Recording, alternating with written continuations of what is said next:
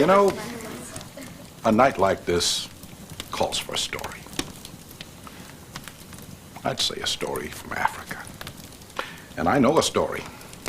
A story my grandfather told me and my brothers when we were your ages. It was a story about an African village, a West African village. It sat on the edge of a rainforest with clay huts all around and those grasslands that just flowed forever. It's a beautiful setting. And in that village, there was a fellow who just loved to hunt. Ogalusa. Old Ogalusa would hunt every day if he could. And so he decided one day he'd set out to the forest. He'd left his family back to tend the cattle and the fields, and they waited for him until nightfall, and Ogalusa didn't return. I am the damn king. I keep the history of my people, the people of West Africa. I tell our stories to the young so they will understand their heritage.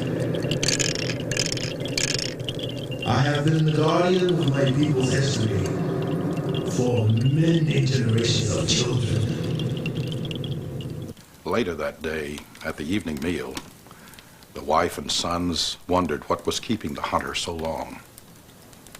Even weeks later, months went by, and they wondered, they talked about it, but finally they got busy with their chores, and before long, they never discussed the disappearance of Ogalusa. I am a forest spirit who guides boys as they become men. The Dane initiation camps are deep in the forest, and we are there. The spirits of the forest, the wild animals live there. Africa's raw materials are there. We are frightful and majestic spirits for men to know.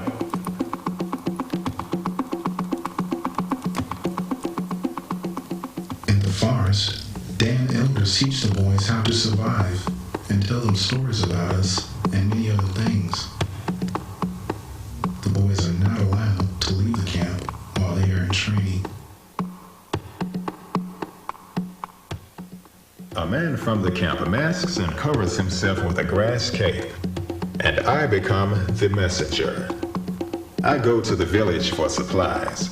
Among the women, I laugh and joke.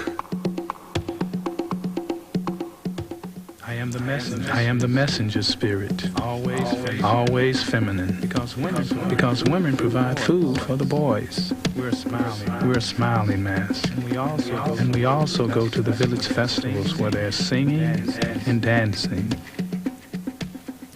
One day, many weeks after Ogalusa had gone into the rainforest, his wife gave birth to their youngest son, Pule. Little Pule grew up fast. Before long, he was walking and even talking. His first words were, "Where is my father?" His brothers looked around at each other and, oh yes, they remembered finally. He'd gone into the forest, hunting. They decided we should go searching for him. And after weeks, they stumbled in an open area upon some human bones. These must be those of Ogalusa.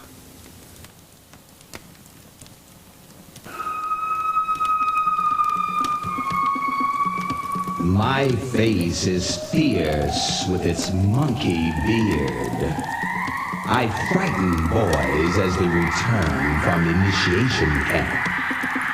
I grimace and chase them to make them stand bravely and prove that they are men.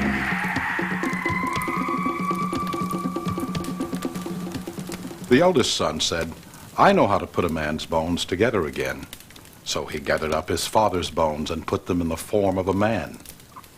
The next son said, "I know how to add flesh." He did. The next son said, "I know how to add blood to his veins." The next said, "I can make him breathe so he can live again." The next said, "I can make him move." And the last son said, "I can give him the power of speech." Ogalusa stood up and said, "I was hunting in the forest. A leopard attacked me and killed me. happily, Ogalusa and his sons returned to the village. The hunter's wife welcomed he and his sons home and prepared a bath and food for them. Ogalusa remained in the house for 4 days. We help girls into womanhood. We represent qualities of the ideal Mende woman.